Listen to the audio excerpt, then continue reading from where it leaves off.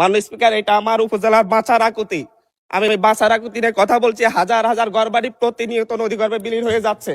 এই ব্যাপারে অতি দ্রুত পদক্ষেপ নেওয়ার জন্য আমি মাননীয় মন্ত্রীকে অনুরোধ করব। আব্দুল হান্নান মাসুদ, নোয়াখালী 6। মাননীয় স্পিকার, আপনাকে ধন্যবাদ। মাননীয় স্পিকার, মাননীয় পানি সম্পদ মন্ত্রী, আমার দ্বীপ উপজেলা হাতিয়ায় 2 পারের নদী ভাঙ্গন নিয়ে আমি ডিউ লেটার দিলে ওখানে সুপারিশ করেন প্রায় 2 মাস আগে বিভিন্ন জায়গায় ইমার্জেন্সি বেসিসে কাজ করার জন্য। কিন্তু আমার হাতিয়ার একমাত্র চলাচলের পথ আমাদের নলছিড়া ফেরিঘাট এবং চেয়ারম্যানঘাট ফেরিঘাট হুমকির মুখে। যে কোনো মুহূর্তে চেয়ারম্যানঘাট যে বাজারে প্রায় প্রতি বছর 5 থেকে 10 হাজার কোটি টাকার বাণিজ্য হয়, সেই বাজার যে কোনো মুহূর্তে নদীগর্ভে বিলীন হয়ে যেতে পারে। এবং আমার সানন্দী ইউনিয়ন প্রায় অর্ধেক নদীগর্ভে বিলীন হয়ে সুবর্ণচরের সাথে মিশে যাচ্ছে।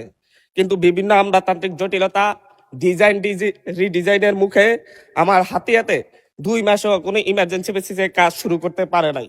এই ব্যাপারে কয়েকবার আমি মাননীয় মন্ত্রীকে জানালে উনি ক্ষুব্ধ প্রতিক্রিয়া ব্যক্ত করলো। এখন পর্যন্ত আমার হাতিয়ায় কেন কাজগুলো শুরু হয় নাই, এই ব্যাপারে যে সকল আমলারা জড়িত তাদের ব্যাপার থেকে জবাবদিহিতা নেওয়া হবে কিনা। গত 1 মাস আগে হাতিয়ার পার্শ্ববর্তী ভূমিহীন বাজার এবং নোয়াখালী সুবর্ণচর সে এলাকা গিয়েছি এবং সেখানে মাননীয় সংসদ সদস্য নিজেই উপস্থিত ছিলেন। তিনি সম্পূর্ণ সময় আমাদের সঙ্গে থাকতে পারেন নাই। আমাদের পার্শ্ববর্তী মাননীয় সংসদ সদস্য মোহাম্মদ শাহজাহান সার্বক্ষণিক সময় ছিলেন। আমরা তাৎক্ষণিকভাবে সিদ্ধান্ত নিয়ে সেখানে জরুরি ভিত্তিতে ইমার্জেন্সি ওয়ার্ক করার জন্য নির্দেশ দিয়েছি।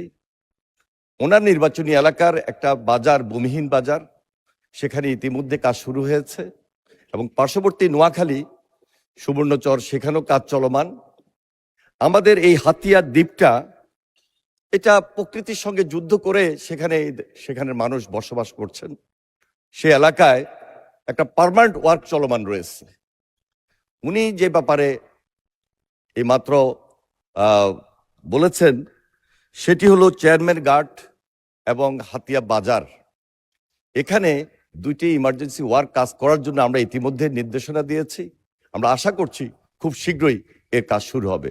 ধন্যবাদ মাননীয় স্পিকার।